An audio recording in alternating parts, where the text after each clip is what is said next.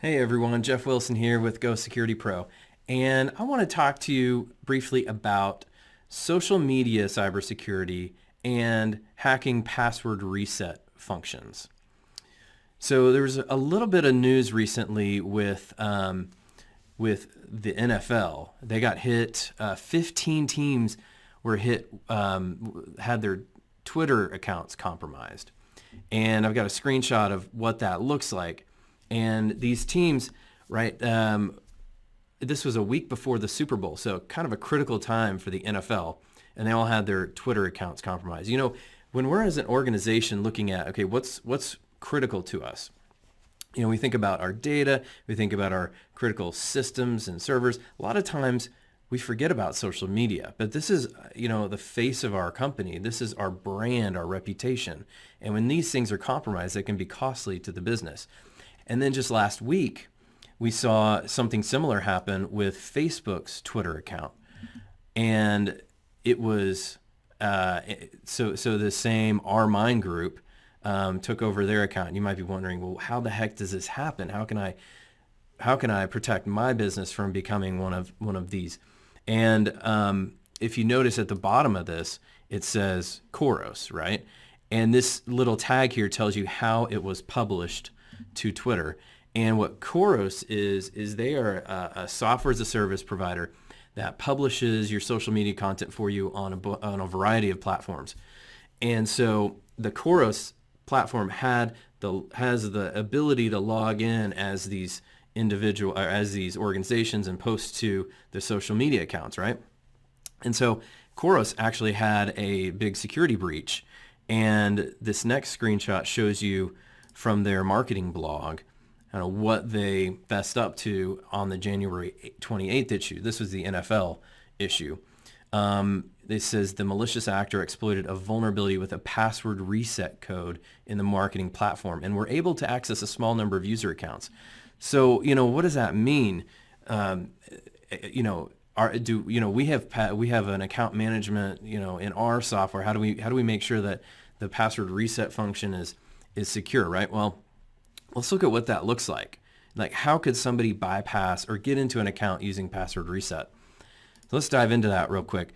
Hacking password reset codes, because we do professional pen testing, and we come across applications that have vulnerable password reset workflows. And here, let's first talk about what's the typical process. What does that usually look like? And you'll see here the client submits a password reset form, right? You forgot your password. Okay, I need to reset my password. You're going to, obviously put in your email address or your account name. And then the web server is going to email you back a one-time code to reset your password, right? That email comes back to you. You click on the link or provide the code to the website. It validates that you got that one-time code and that's correct. And then you can submit your password change. So you provide your new password along with the browser underneath the hood sends session state.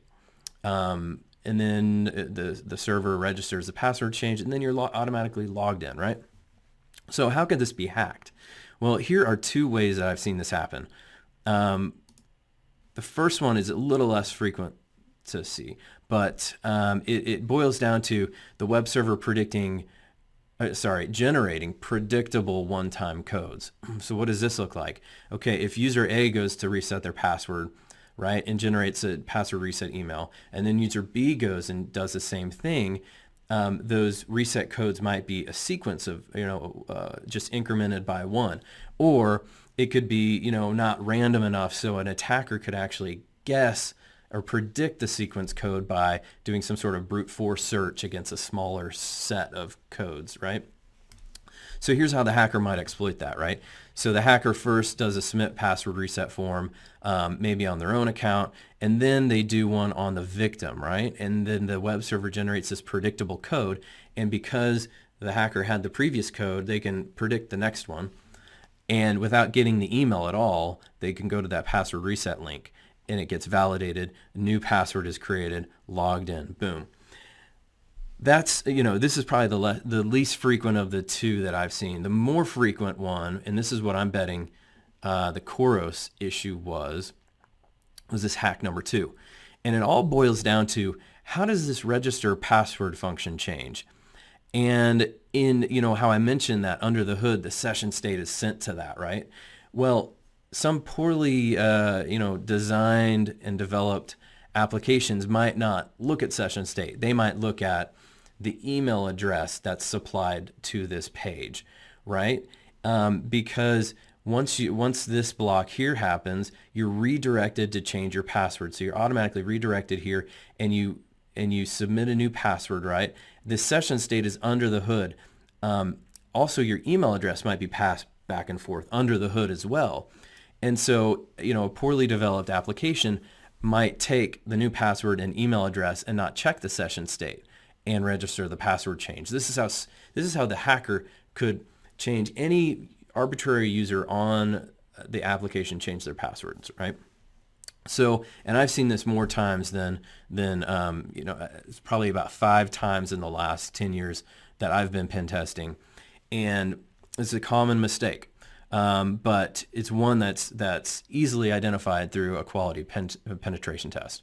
So the lesson here is, if you're developing these apps in-house and you've got account management going on, you're developing account management functionality, log in, log out, change password, forgot password, make sure that those are tested. You have a quality pen test periodically and upon significant change.